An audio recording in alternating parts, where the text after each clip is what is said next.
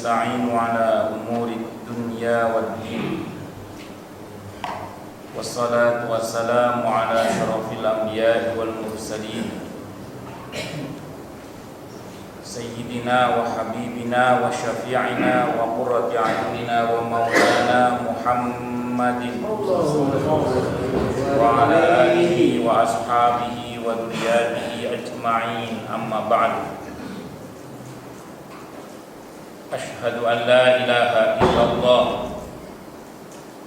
wa ashhadu anna Muhammadar Rasulullah wa ufawwidu amri ila Allah, innallaha basirun bil ibad.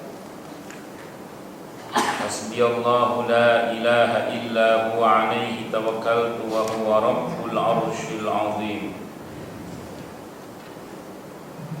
Qala Allah Ta'ala fi kitabihil karim hikayatan an Nabiyillahi Musa alaihi salam. Rabbi syrah li sadri wa yassir li amri wahlul 'uqdatam min lisani yafqahu qawli. Para alim, para asatid, para asatidah, para bapak dan ibu sekalian, hafizani wa hafizakumullah. Wabil khusus segenap pengurus Masjid Baitur Rahman Kemang Pratama 3 dan sekitarnya, yang semoga pengurusnya dan jamaahnya selalu dalam naungan rahmat, barokah, perlindungan serta bimbingan Allah Subhanahu wa Ta'ala. Amin.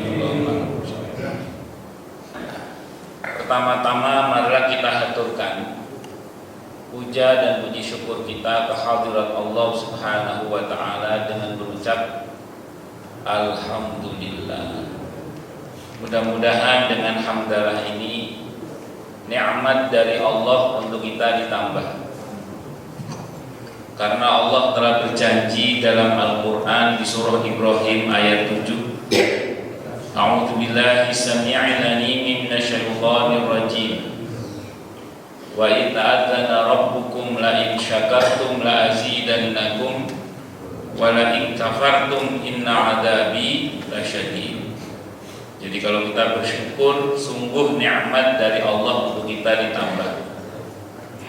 Dan kalau kita kufur, kita diingatkan oleh Allah akan siksanya yang sangat pedih. Ini janji Allah, dan janji Allah dalam Al-Quran itu la raiba fi, tidak ada keraguan di dalamnya. Di antara tafsir la raiba fi adalah siapapun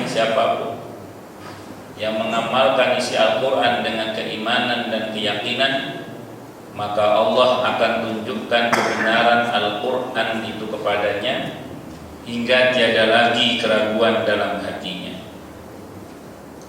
Salawat dan salam semoga tercurah limpahkan untuk junjungan kita Nabi besar Muhammad sallallahu alaihi wasallam. Semoga kita semua diakui sebagai umat beliau. Amin Allahumma amin. Insyaallah. Nama dan sifat Allah yang insya Allah akan kita bahas pada subuh kali ini adalah nama dan sifat Allah Al-Fattah. Al-Fattahu secara umum diterjemahkan dengan yang maha pembuka. Jadi Al-Fattahu secara umum diterjemahkan dengan yang maha pembuka.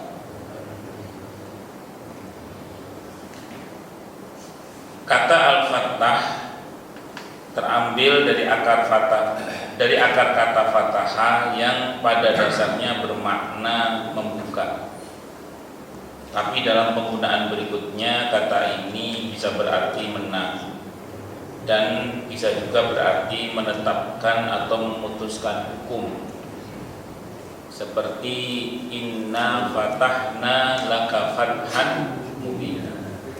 Jadi sesungguhnya kami wahai Nabi telah memberikan kemenangan kepada kamu dengan kemenangan yang nyata. Jadi dengan kemenangan yang nyata. Memang mic itu kalau yang pegang tangan gini kadang naik turun. Jadi Pak, oh ini betul ireng nih. Oh kurang dengar. Tapi kalau yang ini kan nggak ada kabel. Kalau di Jawa Timur itu pas ada acara kan ada kabelnya itu. Kesek. Nah, pantai diganti mic yang nggak ada kabelnya gini. Orang Madura itu nggak percaya. Ada kabelnya saja nggak bunyi, apalagi nggak ada kabelnya. Ini ada kabelnya betul bunyi. Halo, halo, oke. Jelas ya.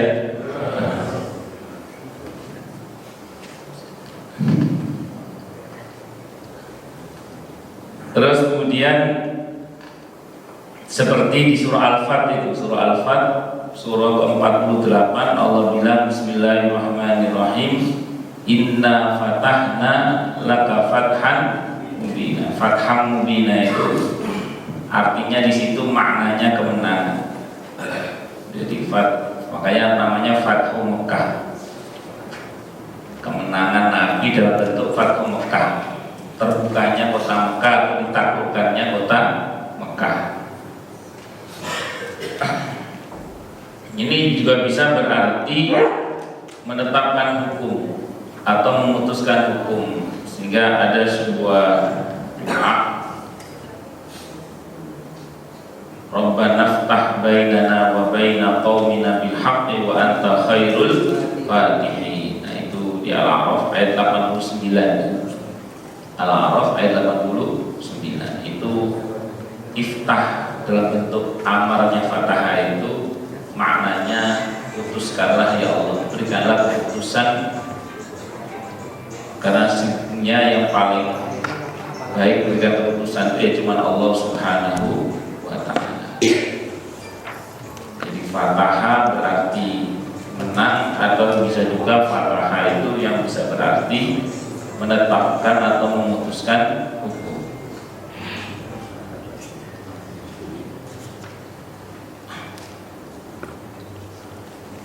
Al-Fattah ini oleh Syekh Al-Imam Hujjatul Islam Abu Hamid Muhammad bin Muhammad Al-Ghazali rahimahullah rahmatan wasi'atan.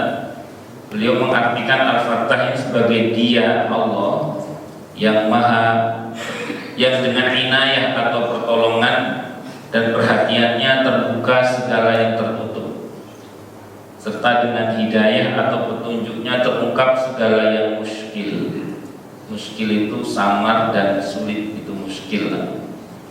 Jadi Allah sebagai Al-Fattah adalah zat yang dengan inayah itu istilah lainnya ma'unah atau pertolongan Allah, dan dengan perhatiannya terbuka segala sesuatu yang tertutup. Jadi kalau bahasa sederhananya mentok itu bagi kita, bagi Allah nggak ada yang mentok. Gak mungkin itu bagi kita, bagi Allah gak ada yang gak mungkin. Makanya orang yang sering melihat pada kemampuan dirinya itu ya dia akan sering stres. Kenapa? Karena dia akan sering berhadapan dengan kenyataan yang dia tidak mau. Maka kita harus selalu menatap maha kuasanya Allah, supaya sesuatu yang rasanya nggak mungkin bagi kita itu tidak menjadikan kita stres atau pusing. Kenapa? Karena kita yakin bahwa ini nggak mungkin bagi kita, bagi Allah nggak ada yang nggak mungkin. Ini mustahil bagi kita, bagi Allah nggak ada yang mustahil. Ini sulit bagi kita, bagi Allah nggak ada yang sulit. Karena pada dasarnya kita ini bisa karena dipisahkan oleh Allah. Pada dasarnya kita ini mampu karena dimampukan oleh Allah. Kita ini hebat karena dihebatkan oleh Allah. Bahkan kita ini ada karena diadakan oleh Allah.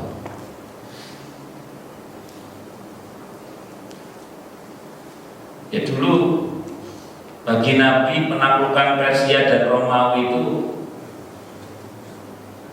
rasanya nggak mungkin kalau dari sudut pandang zahir. Tapi Nabi pede dengan cita-citanya itu, menaklukkan Persia dan Romawi. Qatadah menceritakan bagaimana kemudian gampangannya cita-cita Nabi itu ditertawakanlah oleh orang-orang kafir.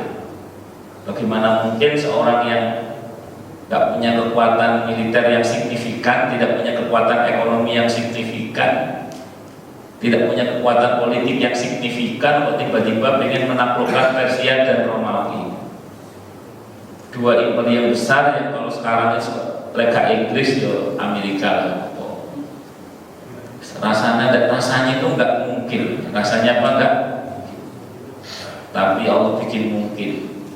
Nabinya itu dibekali doa. Doanya itu ada di surah Ali Imran ayat 26. Qulillahumma malikal mulki tu'til mulka man tasha' wa tanzi'ul mulka mimman tasha' wa tu'izzu man tasha' wa tudhillu man tasha' biyadikal khair innaka ala kulli syai'in qadir. Ayat itu tegas sekali dikatakan bahwa Allah berkuasa dengan kekuasaan pada siapapun yang Dia kehendaki dan mencabutnya dari siapapun yang Dia kehendaki. Allah berkuasa memuliakan siapapun yang Dia kehendaki. Allah juga berkuasa menghinakan siapapun yang Allah kehendaki. Allah memberikan rezeki kepada siapapun yang Dia kehendaki, dan Allah Maha Kuasa atas segala sesuatu. Nah, Nabi itu diajari oleh Allah doa itu, dan doa itu juga diajarkan kepada para sahabat-sahabatnya. Berarti doa ini bagus untuk kita baca, karena perintahnya qul, bacalah. Qulillahumma malikal mulki tu'til mulka man tasha', dan seterusnya. Nah, ini sesuatu yang mustahil sekalipun dengan izin Allah bisa terwujud. Itu seperti itu. Terus kemudian tadi dikatakan juga serta dengan hidayah atau petunjuknya terungkap segala sesuatu yang muskil, yang samar dan yang sulit. Terkait dengan hidayah ilmu terutama dalam memahami ilmu, terutama ilmu agama terutama. Maka ketika kita menghadapi keadaan yang muskil dalam hal seperti ini, jangan lupa kita berdoa wa qur rabbi zidni ilma. Malah Nabi itu setiap subuh Nabi itu berdoa dalam hadis dari Ibnu Sunni, Allahumma inni as'aluka ilman nafi'an wa rizqan thayyiban wa amalan mutaqabbala. Padahal ilmunya Nabi itu pasti dijamin, tapi Nabi masih berdoa. Ini menunjukkan bahwa umatnya harus berdoa, minta ilmu untuk mengurai yang muskil-muskil, yang samar dan sulit. Nah, termasuk nanti terkait dengan masalah dalam kehidupan kita, termasuk masalah dalam kehidupan sehari-hari kita, itu juga mesti kita mohonkan kepada Allah solusinya. Bukan apa-apa, kadang persoalan itu terlihat baik-baik saja atau sederhana, tapi ternyata tidak sesederhana yang kita lihat dalam hal ini. Bahkan apa yang tampaknya di permukaan baik-baik saja belum tentu kenyataannya baik-baik saja. Tadi malam itu ada orang mau datang ke rumah, mau konsultasi masalah rumah tangga anaknya. Bukan orang Kemang Pratama, orang Bekasi Utara. Terus orangnya itu pas mau berangkat tetangganya meninggal. Jadi janjian, karena saya saat isanya tadi malam di Perumnas 3, terus kemudian nyampe rumah perkiraan jam 9, saya tunggu jam 9, ternyata beliau lebih malam lagi datangnya karena ada tetangganya yang meninggal, takziah dulu karena beliau seorang tokoh. Nah, terus kemudian datang agak malam karena masalahnya agak rumit, jadi ya mohon maaf kalau saya tadi bangun itu 10 menit apa? Subuh kurang 10 menit ya bisa satu dan lain hal. Tidak pinter ngebut saya naik motor itu. Dari kopiah subuhnya di motor terus sampai sini ternyata sudah balik, mohon maaf. Nah, jadi saya tidak kembali ke cerita dari orang yang menghadap itu rumah tangga anaknya itu di permukaan tampak baik-baik saja, tampak baik-baik saja. Secara ekonomi baik-baik saja, secara hubungan hari-hari kelihatannya baik-baik saja. Terus secara kasat mata dohir baik-baik saja, tidak ada masalah, tidak ada masalah. Ya orang tuanya kebiasaannya yang normal, ada jadwal silaturahim yang disengajakan. Di permukaan tampak baik-baik saja, di permukaan apa tampak baik-baik saja. Tapi ternyata ada masalah yang sangat berat. Yang saya tentu nggak akan cerita apa masalahnya, yang itu di luar dugaan orang tuanya. Dari yang kelihatannya baik-baik saja. Nah, terus begitu disampaikan ke saya, kata beliau membuka pembicaraan, kata menantu saya, dia sudah konsultasi ke ustaz. Menantu bapak yang mana? Saya nggak ngerti saya itu. Karena kalau ada konsultasi kan tidak mungkin saya kepo. Anda mau siapa Anda? Saya nggak pernah kepo, saya nggak tahu bapak menantu bapak yang mana. Namanya titik-titik. Sebentar Pak, saya buka di WA, siapa tahu masih ada namanya. Saya kata gitu. Ternyata masih ada namanya. Terus termasuk jejak konsultasinya itu masih lengkap. Oh ini konsultasinya Pak ya? Iya betul ini saya tunjukkan foto profil ini menantu bapak. Oh iya betul Pak, dia sudah konsultasi ke saya. Tapi saya tidak tahu ini menantu bapak, saya mohon maaf. Tapi yang saya maksud adalah sesuatu hal yang tampaknya baik-baik saja itu ternyata ada menyimpan masalah yang sangat rumit dan kuat sekali. Dan saya cuma bisa berkata bahwa ini nggak ada yang bisa memperbaiki Pak, kecuali Allah Subhanahu wa Ta'ala. Jadi yang pertama yang saya ingatkan adalah suami istri yang bermasalah ini pertanyaannya mau diajak baik apa tidak, itu persoalannya. Dari pihak suami mau nggak diajak memperbaiki diri, dari pihak istri mau nggak diajak memperbaiki diri. Kalau dua-duanya sepakat mau baik, insya Allah Pak ini alamat membaik saja. Itu satu. Yang kedua, ini kan keadaannya sudah sedemikian parahnya. Ini yang bisa memperbaiki cuma satu Pak, penciptanya, yaitu Allah Subhanahu wa Ta'ala. Nah kalau hubungannya dengan Allah Pak, pertama tobat saja, harus tobat.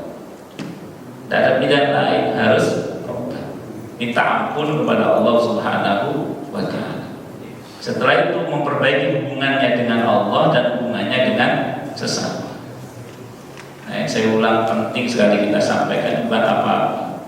Karena yang bisa memperbaiki keadaan kita itu sesungguhnya ya cuma Allah Subhanahu wa Ta'ala. Sesuatu yang sudah terlanjur terjadi ini tidak mungkin bisa diperbaiki kecuali Allah yang memperbaiki. Nah, dari pihak kita pertama pasang niat untuk mau diajak baik dan mau memperbaiki diri, dan yang kedua tobat minta ampun kepada Allah serta menjalin hubungan baik dengan Allah dan juga dengan sesama. Ya tadi saya ulang, kita ini bisa karena dipisahkan oleh Allah, kita ini mampu karena dimampukan oleh Allah, karena kita ini hebat karena dihebatkan oleh Allah. Walaupun kalau menurut saya orang tuanya ini nggak salah, kenapa? Karena orang tuanya ini saya tahu betul sangat perhatian terhadap pendidikan anak-anaknya. Tapi namanya orang tua kan manusia, makhluk yang terbatas, yang bisa saja untungnya Allah itu tidak mencela orang yang mau berusaha saja. Untungnya Allah tidak mau mencela orang yang berusaha. Asal mau berusaha, gagal pun Allah apresiasi dengan pahala. Makanya Allah tidak mencela Nabi Nuh, Allah tidak mencela Nabi Lut, Allah tidak mencela beberapa nabi yang memang gagal terhadap kerabatnya. Kenapa? Karena beliau sudah berusaha. Soal hasil terserah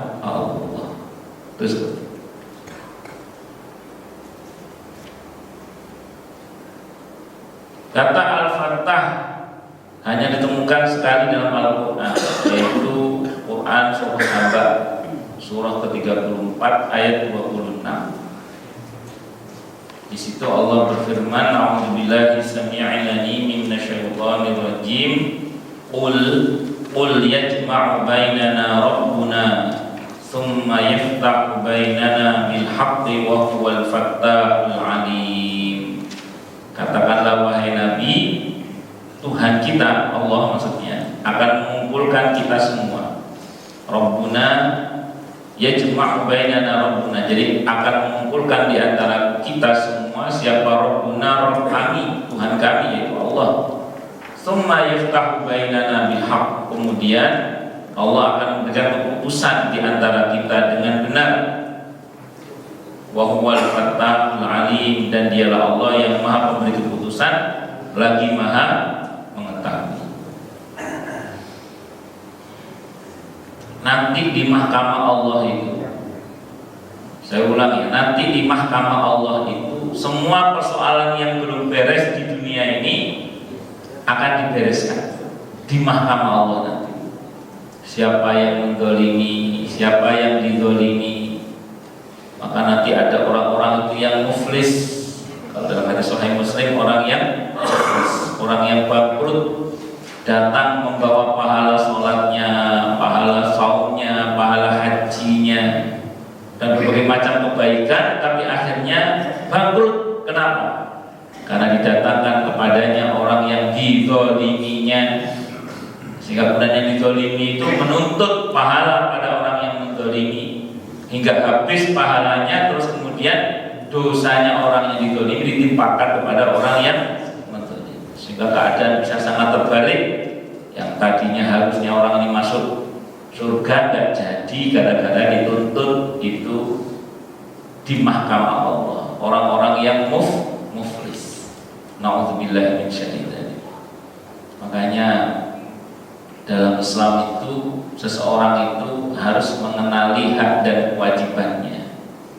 Jangan sampai kita tidak mengenali hak dan kewajiban kita, karena kalau tidak, tanpa kita sadari kita berbuat zalim pada orang lain, yang itu kalau nggak selesai di dunia ini urusannya ruwet nanti di akhirat. Na'udzubillahi min syarri dzalik.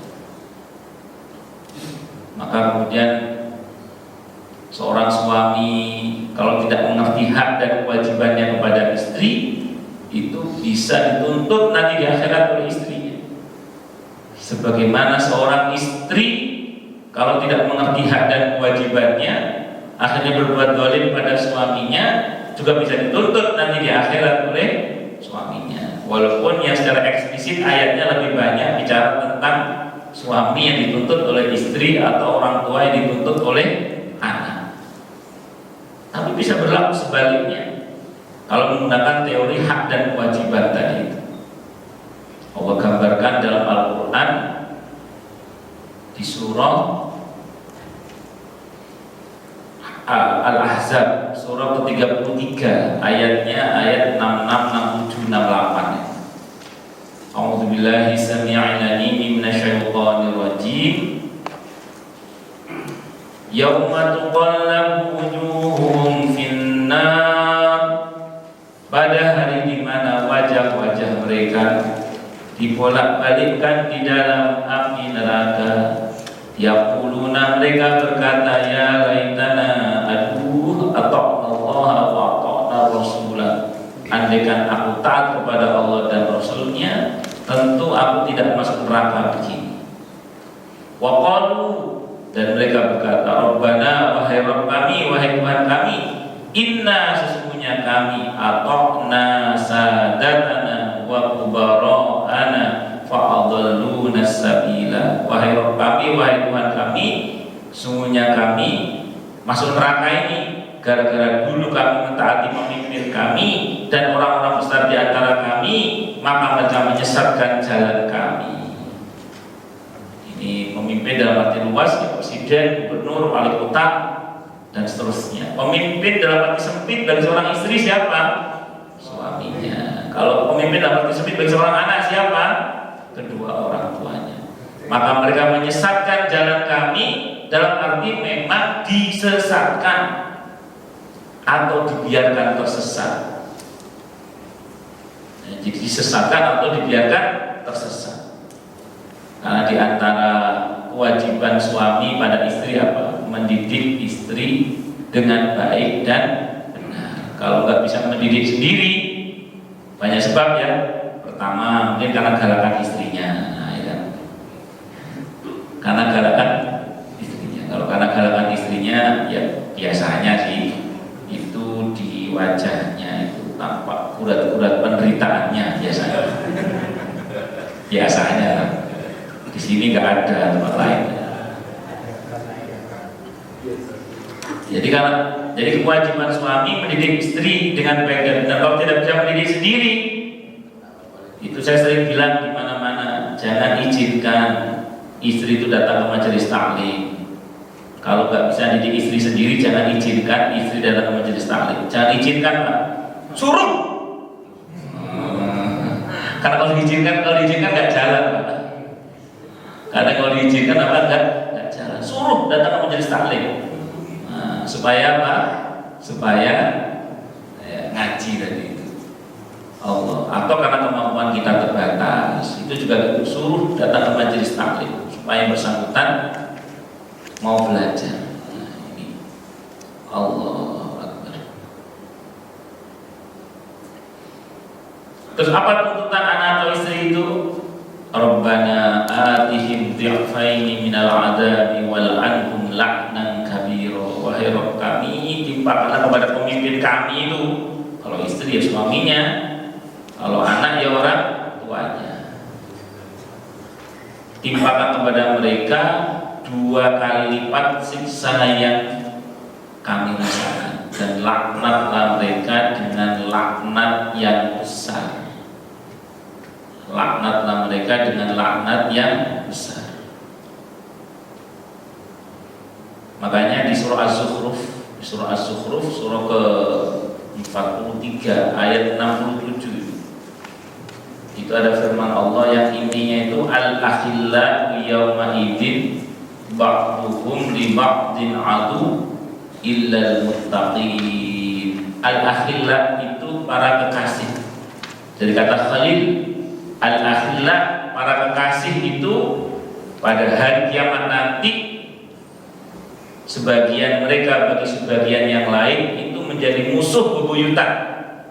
Illal muttaqin, kecuali orang-orang yang bertakwa. Para kekasih itu diantara maknanya adalah suami istri kan saling mencintai.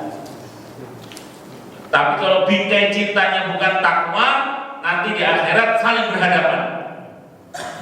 Wah mas, dulu kamu terlalu memanjakan anakku sampai aku masuk neraka begini nih. Ini kan gara-gara kamu gak pernah ngingetin aku mas, gak pernah mendoakan aku. Kamu saya tuntut sekarang. Aku dulu di dunia gak berani ngingetin kamu, cuma kamu kuala kayak gitu. Akhirnya berhadapan, apa saling berhadapan. Kalau tidak dalam bingkai takwa. Tapi kalau suami istri saling mencintai dalam bingkai takwa, insya Allah. Nah ini insya Allah itu nanti ya sampai akhirat bersama dalam kebaikan, malah saling menguatkan. Apa malah saling menguatkan? Saling bergandengan, saling menguatkan. Kenapa? Karena di dunia dulu saling bertekad untuk menguatkan dalam kebaikan. Makanya saya kalau di ceramah nikah itu sering sampaikan kepada pengantin-pengantin baru itu, calon-calon pengantin baru, biar dimengerti oleh pengantin lawas, bahwa salah satu dari tujuan pernikahan itu adalah ibadah, untuk beribadah kepada Allah. Berarti setelah menikah harus membangun spirit semangat untuk lebih dekat dengan Allah, dan itu harus saling, harus apa? Saling. Mumpung masih pengantin baru, harus saling menyemangati guna semakin dekat dengan Allah dan bukan semakin jauh dari Allah. Indikator yang benar terkait rumah tangga yang menuju kepada Allah itu adalah masih berfungsinya dengan sangat baik, saling mengingatkan antara suami dan istri. Istri mau diingatkan oleh suami, suami mau diingatkan oleh istri, suami mau mengingatkan istri, istri mau mengingatkan suami. Termasuk orang tua dan anak saling mencintai, tapi kalau tidak dalam bingkai takwa cintanya, nanti di akhirat saling berhadapan. Tadi contohnya ada di surah Al-Ahzab ayat 66 sampai 68. Tapi kalau bingkainya takwa, saling menguatkan, bahkan nanti saling menolong. Itu saling menolong. Kalau bingkainya takwa, mulai sekarang mumpung masih hidup. Nah, saya ulang, mumpung masih hidup, ayo kita semua, tidak hanya Anda tapi juga saya, ini berlaku untuk saya juga. Bagaimana kita dengan pasangan itu saling mencintai karena Allah dalam bingkai takwa. Dengan anak-anak juga begitu, saling mencintai karena Allah dalam bingkai takwa. Allah. Ya gini-gini enak ngomongnya saja, kadang prakteknya sulit pakai dalil. Tapi paling enggak kan kita berusaha. Kalau udah berusaha kok belum berhasil, paling enggak kita enggak akan dituntut oleh Allah Subhanahu wa ta'ala. Ini kembali pada hak dan kewajiban. Jadi hati-hati, jangan sampai kita ini berbuat dolim pada istri. Kita sebagai suami jangan dolim kepada istri. Istri juga jangan dolim kepada suami. Harus kenal hak dan kewajiban. Hak-hak suami dilindungi oleh Allah dengan kewajiban istri. Hak-hak istri dilindungi oleh Allah dengan kewajiban suami. Orang tua juga gitu, hak-hak orang tua dilindungi dengan kewajiban anak. Hak-hak anak dilindungi oleh Allah dengan kewajiban orang tua. Terus seperti itu. Allah. Nanti di hadapan Allah, Allah itu memberi keputusan, lagi maha mengetahui. Tidak ada satupun yang lepas dari Allah. Karena faman ya'mal mithqala dzarratin khairan yarah, wa man ya'mal mithqala dzarratin syarran yarah. Terus gimana Ustaz kiatnya supaya nanti di mahkamah Allah kita ini enggak ruwet, supaya nanti di mahkamah Allah cepat hisabnya? Karena di hisab itu ada 3 macam. Pada dasarnya kalau mencoba dari yang ada sependek yang saya pahami, itu ada 3 macam. Yang pertama bebas hisab. Nah ini bebas hisab ini kuotanya terbatas, cuma 70.000. Dalam hadisnya itu sahabat Ukasha angkat tangan, ya Rasulullah doakan saya termasuk di dalam 70.000 itu. Kata Nabi, kamu termasuk. Ya Allah jadikanlah Ukasha termasuk dari 70.000 itu. Ada seorang laki-laki angkat tangan juga, ya Rasulullah doakan juga saya. Kalau bahasa kita telat, sudah diambil Ukasha. Berarti kalau mencoba ada teks hadis itu 70.000 itu sudah selesai, kuotanya sudah habis itu. Walaupun ada yang memaknai 70.000 itu banyak, tapi kalau mencoba ada teks yang ada itu sudah habis diambil oleh sahabat Ukasha. Terus gimana dong Ustaz? Gimana dong Ustaz kayak gini? Ada yang nyatuk ke saya, Raja Saudi aja bisa menambah kuota, masa Allah nggak bisa kuota. Makanya sampai sekarang kita ada beberapa kawan-kawan Ustaz itu yang pede berdoa, ya Allah masukkanlah hamba ke dalam surga tanpa hisab. Kenapa? Raja Saudi aja bisa nambah kuota, masa Allah nggak bisa? Pasti Allah maha itu baik sangka kepada Allah. Ya tidak apa-apa, tapi yang pasti gini, kuotanya terbatas.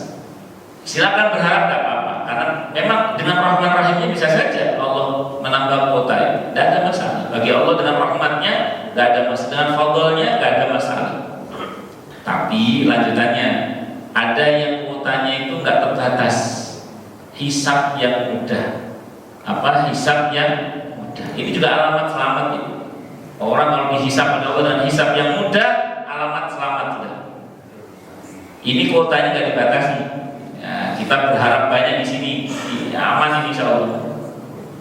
Hisab yang mudah itu kalau Imam Al-Qurtubi dalam kitab At-Tadhkirah itu menjelaskan banyak kasusnya orang itu yang ditutup oleh Allah. Jadi amal kebaikannya diterima, dosanya dihapus oleh Allah. Kasusnya ditutup, di SP3 kan. dipeti eskan, bahkan dipunering. Pokoknya kasusnya nggak dibahas oleh Allah. Wes aman-aman semua. Nah, dihisab dengan mudah.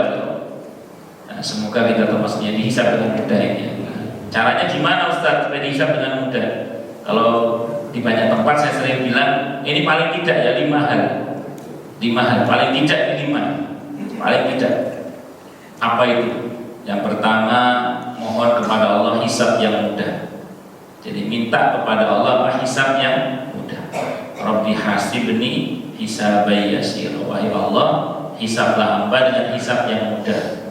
Atau masukkan kami ke dalam surga tanpa hisab. Itu juga silahkan. Yang pertama. Yang kedua, mohon ampun, tobat, minta ampun kepada Allah. Itu yang kedua. Tobat, minta ampun kepada Allah. Karena dengan tobat itu Allah akan ganti kejahatan kita dengan kebaikan-kebaikan.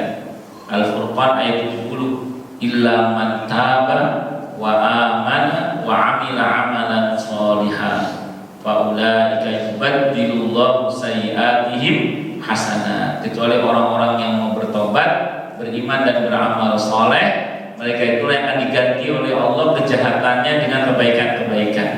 Jadi diganti catatan keburukannya diganti dengan catatan kebaikan. Itu taubat. Yang ketiga, memaafkan. Mudahlah memaafkan sesama. Yang ketiga, mudahlah memaafkan sesama. Nah, kalau kita memaafkan, kita akan diampuni oleh Allah. An-Nur surah ke-24 ayat 22. Falyafu wal yasfahu ala tuhibbuna ay yaghfirallahu lakum. Ia berlapang dada dan memaafkan. Tidak sukakah kalian diampuni oleh Allah dengan memaafkan itu? Nah, yang ketiga, memaafkan. Ini memaafkan itu bukan berarti melupakan. Karena kalau saya pas bahas memaafkan, banyak orang yang nanya, Ustaz, saya sudah bisa memaafkan, tapi saya tidak bisa melupakan. Maka saya jawab, Anda sanggup memaafkan itu syar'i. Anda tidak sanggup melupakan itu soal memori. Jadi Anda sanggup memaafkan itu syar'i, Anda tidak sanggup melupakan itu soal memori. Jadi tidak ada masalah. Yang penting kita sudah memaafkan. Mana dalilnya? Wahsy ketika masuk Islam. Wahsy ketika masuk Islam, Nabi berpesan, Wahsy jangan sering-sering di hadapan saya. Apakah Nabi dendam pada Wahsy? Gak mungkin Nabi dendam. Gak mungkin. Tapi Nabi bilang apa kalau aku melihat Wahsy, aku ingat pamanku Hamzah. Ya, Nabi gak dendam, enggak. Cuma Nabi kalau melihat Wahsy ingat pamannya. Nabi sudah memaafkan. Allah juga memaafkan. Tapi saya ulang tadi, Nabi kalau melihat Wahsy ingat pamannya. Makanya saya pernah di SMS oleh seorang akhwat, zamannya masih SMS dulu belum WA sekarang. Sudah lama. Itu dia bilang, Ustaz, saya mau ketemu dengan seseorang yang orang ini sudah saya maafkan, Ustaz. Orang ini sudah saya maafkan, cuma saya kalau melihat orang ini saya tidak bisa melupakan perbuatannya kepada saya, Ustaz. Maka saya jawab tadi itu, Anda sanggup memaafkannya, itu syar'i. Anda tidak sanggup melupakannya, itu soal memori. Ya, itu tidak ada masalah. Yang penting jangan dendam gitu aja. Nah, kemudian yang keempat, jangan membuka aib saudara kita sesama muslim. Tutup aib saudara kita sesama muslim. Kalau kita menutup aib saudara kita sesama muslim, maka aib kita akan ditutup oleh Allah. Nah, kecuali ada kebutuhan yang sangat mendesak untuk dibuka. Seperti misalnya khawatir orang lain nanti kena dampak kejahatannya, terpaksa kita cerita, atau untuk diambil pelajarannya karena sudah terlalu terkenal viral beritanya, karena sudah jelas yang bersangkutan mengakuinya misalnya, sehingga bukan ribah lagi membicarakannya. Imam Abu Hanifah itu pernah menyebut seorang yang Abu Jaham namanya kalau nggak salah itu, sebagai orang atau salah satu tokoh mujassimah yang sesat lah saat itu. Beliau sebutkan kesesatannya itu, kata Abu Jaham bilang, kamu kok nyebut saya jelek seperti itu? Bukankah itu bagian dari fitnah atau ghibah dan seterusnya. Kata Abu Hanifah, tidak termasuk ghibah sesuatu untuk seseorang yang sudah terkenal kejahatannya atau keburukannya, karena semua orang sudah tahu, bukan rahasia lagi, sudah rahasia umum lagi. Nah, jadi kalau untuk diambil pelajarannya silakan. Tapi kalau cuma untuk ngomong saja sebaiknya tetap jangan. Tapi kalau untuk diambil pelajarannya silakan. Itu seperti itu. Dan yang terakhir permudah urusan sesama muslim.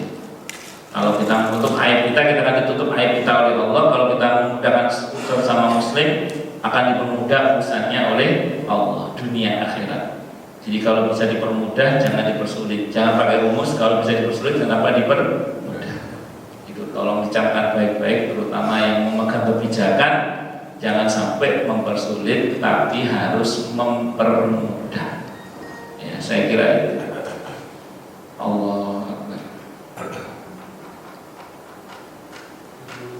Selain Al-Fatah, ada juga khairul fatihin yang berarti sebaik-baik memberi keputusan. Sebagaimana firman Allah di Al-A'raf ayat 89 tadi, Rabbana ftah bainana wa baina qaumina bil haqqi wa anta khairul fatihin. Itu sebelumnya ayatnya qad iftaraina 'ala Allahi kaliman udna fi millatikum ba'da id najjana Allah minha wa ma yakunu lana an na'uda fiha illa an yasha Allahu rabbuna wasi'a rabbuna kulla syai'in 'ilma 'ala Allahi tawakkalna rabbana ftah bainana wa baina qaumina bil haqqi wa anta khairul fatihin. Sungguh kami mengada-adakan kebohongan yang benar terhadap, yang besar terhadap Allah. Jadi kebohongan yang sungguhnya kami telah mengada-adakan kebohongan terhadap Allah. Jika kami kembali pada agamamu sesudah Allah melepaskan kami daripadanya, dan tidaklah patut kami kembali kepadanya kecuali jika Allah Tuhan kami menghendakinya. Pengetahuan Tuhan kami meliputi segala sesuatu. Kepada Allah sajalah kami bertawakal. Ya Allah, ya Tuhan kami, berikanlah keputusan antara kami dan kaum kami dengan baik atau dengan adil. Dan Engkaulah pemberi keputusan yang sebaik-baiknya. Ini udah mentok sana sini, dipaksa sana sini, sudah nggak bisa lagi. Sementara tidak kunjung jelas kejelasannya. Angkat tangan, Rabbana ftah bainana wa baina qaumina bil haqqi wa anta khairul fatihin. Itu kalau Allah buka keputusannya, semua bisa terbuka semua. Nauzubillah min syarri dzalik. Kalau sampai kemudian itu masalah-masalah yang terkait dengan aib, nauzubillah, bisa terbuka semua. Makanya jangan sampai kita ini dibuka aibnya oleh Allah. Dalam hadis Bukhari, Nabi bersabda, kalau ada orang yang aibnya masih ditutup oleh Allah, itu pertanda bahwa Allah tidak mempersoalkan dosanya. Maka rawat dengan satu, tidak membicarakannya. Jadi kalau sekiranya orang lain tidak perlu tahu, nggak usah tahu. Saya ulang, kalau sekiranya orang lain tidak perlu tahu, nggak usah tahu. Termasuk kalau sekiranya pasangan nggak perlu tahu, nggak usah tahu. Udah tobat, tapi tutup dengan tobat hidupnya. Jangan cuma nggak cerita tapi tobat. Tobat, minta ampun pada Allah, minta ampun pada Allah. Nah, kalau sampai diceritakan, akhirnya terbuka aib itu, dia yang telah membatalkan penjagaan Allah. Jadi Allah sudah jaga kehormatannya dengan tidak diceritakan. Terus karena dia cerita, akhirnya dibuka aibnya. Ya, akhirnya dia yang telah membatalkan penjagaan Allah. Kalau aib itu dibuka, berarti yang bersangkutan sedang dipersoalkan dosanya oleh Allah. Itu segera tobat, minta ampun kepada Allah. Jadi yang sudah dibuka segera minta ampun kepada Allah. Yang belum dibuka rawat dengan taubat dan tidak usah cerita, simpan hingga kita menghadap Allah. Kalau itu tidak dipersoalkan, kalau itu tidak dibuka oleh Allah kasus itu atau aib itu, maka hingga menghadap Allah pertanda kalau Allah tidak akan mempersoalkan dosa itu. Itu hadisnya Bukhari. Jangan gampang-gampang senang cerita dosa kita masa lalu. Yang sekiranya orang tidak tahu, tidak usah tahu. Itu seperti itu. Kalau sekiranya sudah terlanjur tahu orang, ya tobat, minta ampun kepada Allah. Kecuali terkenal, dulu memang saya ini preman, saya ini penjahat, atau orang udah tahu semua lah misalnya. Ya kayak menurut saya Allah yarham Ustaz Jafri Al-Bukhari misalnya kan, dulu kemana-mana cerita tentang masa lalu, kan orang udah semua tahu. Untuk dia dibuat pelajaran tidak apa-apa kalau seperti itu. Jadi orang orang cerita tentang masa lalunya yang semua orang sudah tahu itu supaya untuk diambil pelajarannya ya silakan tidak apa-apa. Tapi kalau sekiranya orang nggak tahu nggak usah tahu lah. Karena itu pertanda bahwa Allah tidak mempersoalkan dosa kita. Nah, itu yang tadi malam ada pasal kepada saya itu ya diantara kesalahannya sesuatu yang tidak perlu diberitahu jadi itu diberitahukan. Ya, itu yang akhirnya menjadi persoalannya. Harusnya ya sudah diam saja, tobat minta ampun pada Allah dan diselesaikan. Tapi kalau karena sudah terlanjur berarti Allah sedang mempersoalkan. Karena terlanjur dibuka sudah, karena terlanjur dibuka ya sudah berarti ini persoalannya yang Allah persoalkan. Untungnya baru dibuka pada level keluarga itu seperti itu. Ya, ini kalau sampai kemudian dilepaskan wassalam, naudzubillah min syaitan. Ya. Tapi bisa dibedakan antara aib sama fitnah ya. Aib sama fitnah itu beda. Kalau aib itu perbuatan dosa yang memang kita lakukan, naudzubillah min syaitan, itu terus dibuka ya, naudzubillah min syaitan. Kalau fitnah itu kita nggak pernah berbuat tapi dituduh. Kalau ini jangankan kita, Nabi dan Rasul dapat kalian itu. Jadi kita nggak pernah berbuat, kita nggak pernah berbuat, tapi dituduhkan kepada kita, dan diviralkan, naudzubillah ya, naudzubillah. Ya ini kalau yang begini, jangankan kita, sekelas Nabi dan Rasul dapat kalian itu. Kalau ini sekelas Nabi dan Rasul juga dapat. Ya, wallahu a'lam bishawab. Dan yang kedua itu bukan aib, yang kedua itu fitnah, berita bohong namanya. Ya saya kira itu. Wallahu a'lam bishawab. Itu kalau udah ruwet kayak gitu, tersebarnya fitnah dan seterusnya, doanya tadi Rabbana ftah bainana wa baina qaumina bil haqqi wa anta khairul fatihin. Saya kira ini bisa saya sampaikan, semoga bermanfaat. Silakan yang mau tanya, protes, marah boleh. Sekalian dan mudah-mudahan kita semua dijadikan oleh Allah sebagai orang-orang yang sukses dunia akhirat, selamat dunia akhirat, bahagia dunia akhirat, dan dipermudah urusan kita oleh Allah di dini wa dunia wal akhirah. Semoga Allah limpahkan hidayah selalu untuk kita, semoga Allah tingkatkan selalu hidayah untuk kita, dan semoga Allah berikan hidayah untuk siapapun yang melihat kita. Subhanallah wa bihamdika asyhadu an la ilaha illa anta astaghfiruka wa atubu ilaik. Sallallahu alaihi Muhammad wa ala alihi washabihi wasallam. Saya mohon maaf. Assalamualaikum warahmatullahi wabarakatuh.